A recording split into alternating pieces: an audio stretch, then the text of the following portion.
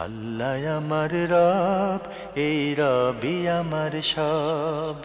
দামে দামে তন মনে তারি অনুভব। তোমার দুনিয়াতে আমি যেদিকে তাকাই, অথই নিয়ামতে ডুবে আছি সবাই। পাক পাখালির গানে শুনি তসবি কলো রব, তসবি কলো রব। আল্লাহ আমার রব, এই রবি আমার সব। আসসালামু আলাইকুম। প্রিয় দর্শক, আপনারা যারা দেশে আছেন প্রবাসে, সবাইকে জানাই অনেক অনেক প্রীতি ও শুভেচ্ছা। শুরু হলো অ্যান্টিবা আয়োজিত এবং লাভেলো নিবেদিত অনুষ্ঠান আপনার জিজ্ঞাসা। আপনাদের সাথে আছি আমি জয়নুল আবেদিন আজাদ, আর আপনাদের মনোজাগা প্রশ্নের জিজ্ঞাসার জবাব দিচ্ছেন বিশিষ্ট আলেম ডক্টর মোহাম্মদ সাইফুল্লাহ। আসসালামু আলাইকুম ওয়া রাহমাতুল্লাহি ওয়া বারাকাতুহু। প্রিয় দর্শক, চলুন তাহলে জিজ্ঞাসার জগতে। শুরুতে একটি ইমেল, এটি পাঠিয়েছেন রকি, আর ইমেলটি পাঠিয়েছেন কুয়েত থেকে। লিখেছেন,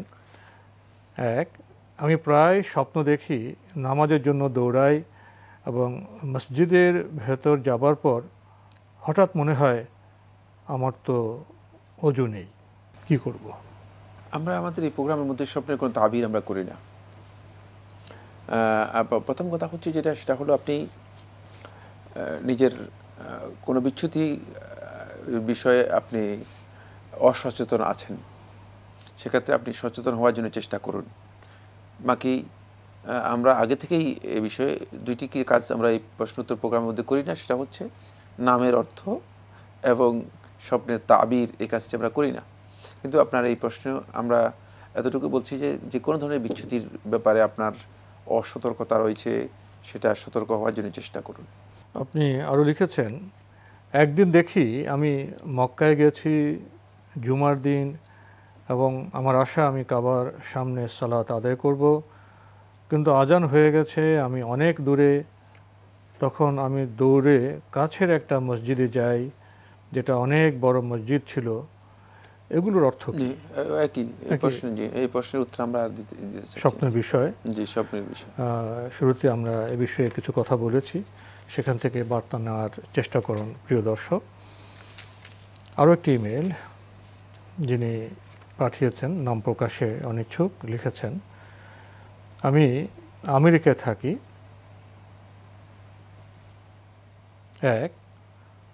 অজু করার পরে যদি থুতুর সাথে রক্ত বের হয়, তাহলে আমাকে আবার অজু করতে হবে? থুতুর সাথে যদি সামান্য রক্ত বের হয়ে থাকে তাহলে এই জন্য উজু করতে হবে না।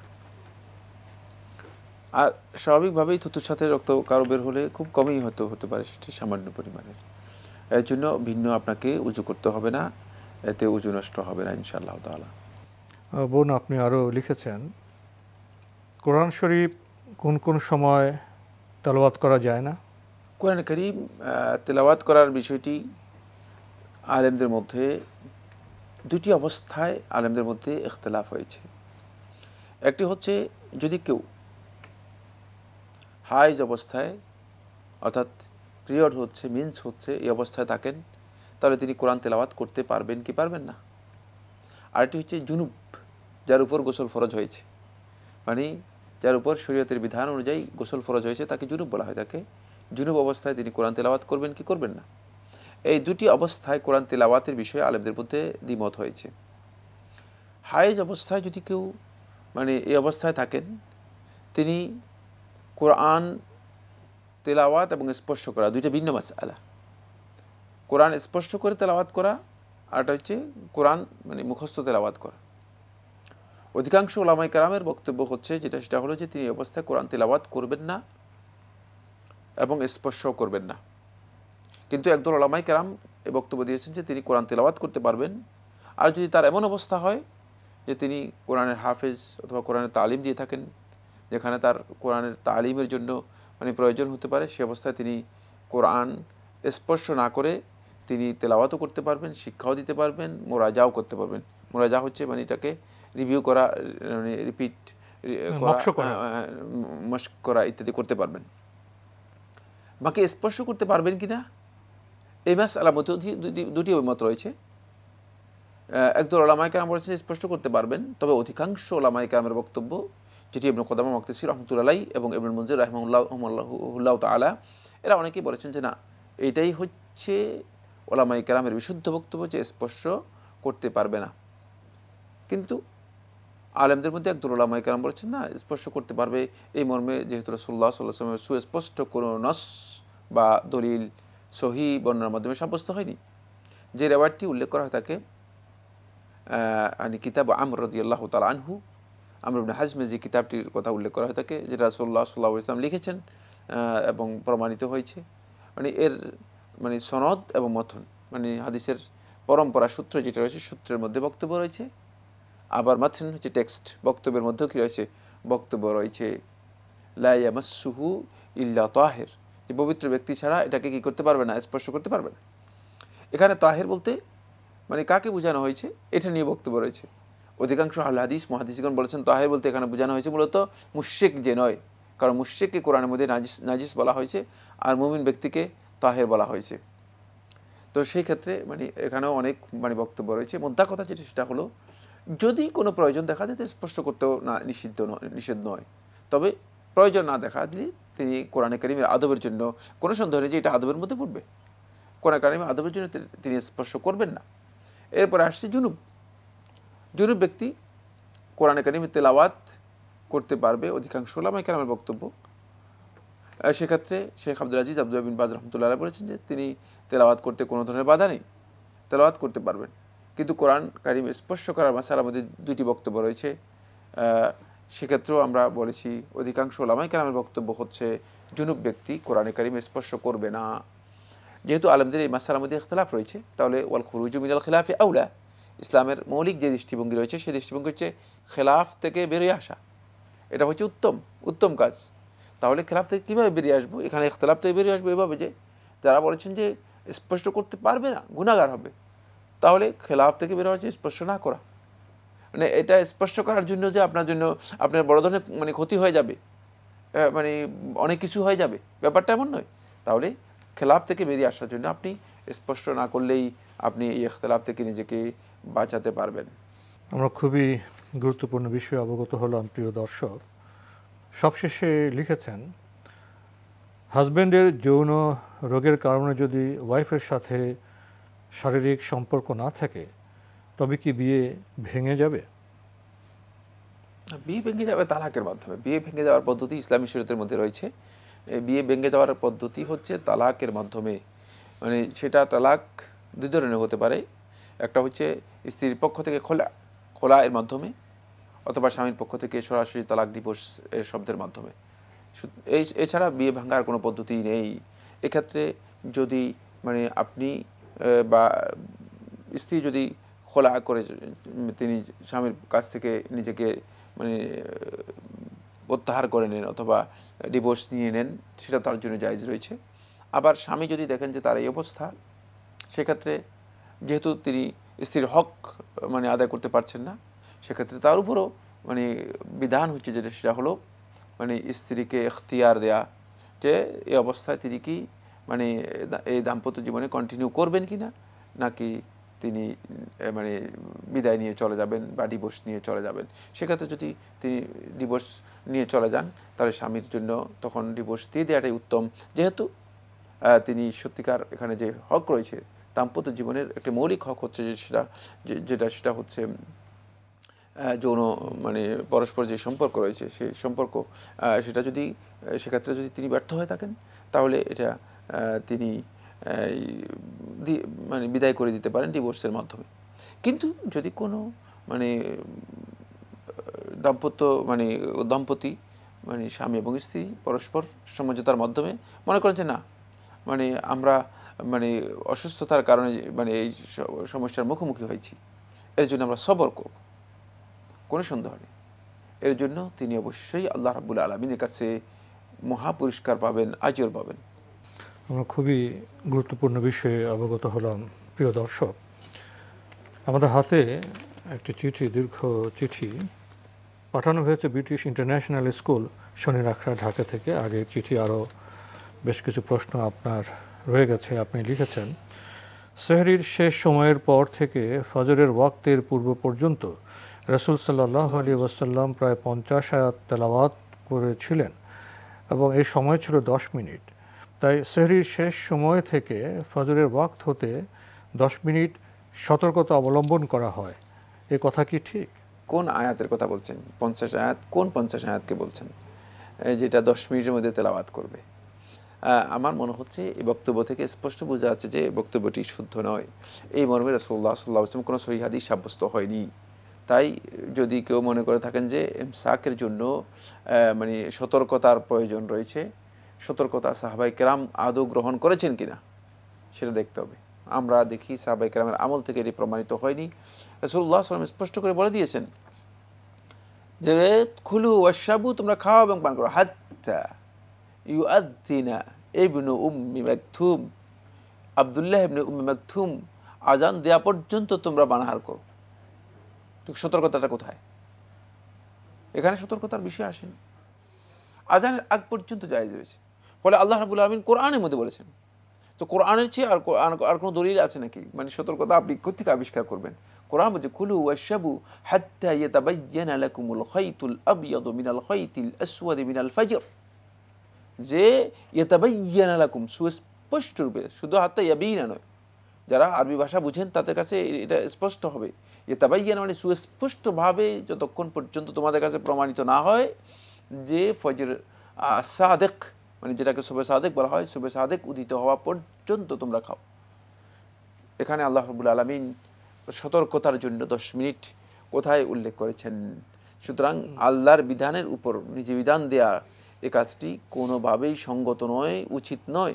যে সমস্ত বন্ধুগণ আল্লাহর বিধানের উপর নিজে বিধান দেওয়ার জন্য চেষ্টা করছেন, তারা মূলত হয়তো মনে করছেন যে আমি এর মাধ্যমে পরহেজগারি অর্জন করতেছি। এটি পরহেজগারি নয়, বরং এটি আল্লাহর বিধানের উপর কর্তৃত্ব করা। বরং এই কাজটি কোনো কোনো পর্যায়ে গিয়ে তাশরীহ হয়ে যাওয়ার কারণে কুফরি পর্যন্ত পৌঁছে যেতে পারে। শরীয়তের বিধান আমি প্রবর্তন করতে পারি না, যেহেতু রাসূলুল্লাহ সাল্লাল্লাহু আলাইহি ওয়াসাল্লামের বক্তব্য সাব্যস্ত হয়েছে, যে একেবারে কোরআনে কারীমের আয়াত সাব্যস্ত হয়েছে, সেক্ষেত্রে মানে 10 মিনিট কেন? তো যদি সতর্কতার জন্য হয় তাহলে 20 মিনিট দেন। আর আরেকজন আসবে যে 20 মিনিটও মানে আমাদের হবে না, আমরা 30 মিনিট দেন। আর 10 মিনিট আপনি আরেকজন আসে বলবে যে ভাই না, সতর্কতার জন্য 3 মিনিট দেন। সুতরাং এই যে তাহদীদটা, মানে এই মানে নির্দিষ্টকরণটা, নির্ধারণ সময়টাকে নির্ধারণ করাটা, এটা কারো দায়িত্বের মধ্যে পড়ে না। এটা শরীয়তের বিষয়, এটা কারো দায়িত্বের মধ্যে পড়ে না, কেউ এই কাজটি করতে পারবে না। তাই এই ধরনের তাহদীদ করা হারাম, কোনোভাবেই জায়েজ নেই। আল্লাহ আমার রব, এই রবি আমার সব। আল্লাহ আমার রব, এই রবি আমার সব। আত্মীয়দের সাথে জাস্ট সৌজন্যমূলক সম্পর্ক রাখার জন্য কি মাসে একবার ফোন করে খোঁজখবর নিতে হবে, নাকি বছরে একদিন কোথাও দেখা হয়ে গেলে সালাম দিয়ে কথা বললেই হবে? আত্মীয়তার সম্পর্ক বজায় রাখার অর্থ এই নয় যে মানে আপনি প্রতিদিন টেলিফোন করতে হবে বা সপ্তাহে বা মাসে একবার টেলিফোন করতে হবে। এতটুকু যথেষ্ট যে তাদের খোঁজখবর আপনি রাখছেন, তাদের অবস্থা সম্পর্কে জানছেন, তাদের কোনো প্রয়োজন দেখা দিলে সহযোগিতা করছেন। সেটা হতে পারে যে হয়তো 1 বছর আপনার সাথে কথা হয়নি, কিন্তু আত্মীয়তার সম্পর্ক আপনার বজায় রাখতেছেন। আবার হতে পারে যে মানে কোনো প্রয়োজনে মানে সপ্তাহের মধ্যেই আপনার 4 বার টেলিফোন করতে হচ্ছে, বাস্তব অবস্থার প্রেক্ষিতে, অবস্থার উপর নির্ভর করবে। সুতরাং এটা হচ্ছে ওরফ এর সাথে জড়িত মাসআলা। আমরা একটু বোঝার জন্য চেষ্টা করি, শরীয়ত যে সমস্ত বিধানগুলোকে মানে সংশ্লিষ্ট করে দিয়েছেন ওরফের সাথে, কাস্টমসের সাথে, প্রথা প্রচলনের সাথে, সেগুলো প্রথা প্রচলন এর মাধ্যমে প্রমাণিত হবে যে আসলে কি করব। মানে এর জন্য এখানে বাড়াবাড়ি করার সুযোগ নেই। কিন্তু আমাদের অনেক মানে লোক আছেন যে তারা মানে এগুলোতেও বাড়াবাড়ি করার জন্য চেষ্টা করেন। এটা শরীয়তের এমন নয় যে 5 ওয়াক্ত সালাতের মতো, মানে আপনি এটাকে 5 ওয়াক্ত সালাতের একটা বিধানের মতো নিয়ে যাচ্ছেন না, 5 ওয়াক্ত সালাতের মতো নয় যে এটা মাসে একবার যোগাযোগ করতে হবে, এগুলো আপেক্ষিক, বাস্তব প্রয়োজন অনুযায়ী দেখা হবে, বা বছরে একবার যোগাযোগ করতে হবে। এই ধরনের কোনো বিধান কেউ তাহদীদ করতে পারবেন না। কারণ আমি যদি বলি যে আপনি বছরে একবার যোগাযোগ করবেন, হয়তো আপনার আত্মীয়ের প্রয়োজন হয়েছে যে সপ্তাহে 4 দিন যোগাযোগ করতে হবে, তাহলে আমি যে তাহদীদটা করলাম, আমি যে তাহদীদটা মানে নির্দিষ্ট করে দিলাম, নির্ধারণ করে দিলাম, আমার এই নির্ধারণ করে দেওয়াটা এই শরীয়ত আমাকে কে শিক্ষা দিল? এটা তো আমি শরীয়তের মধ্যে কর্তৃত্ব করলাম। শরীয়তের মধ্যে এই ধরনের কর্তৃত্বের কোনো সুযোগ নেই।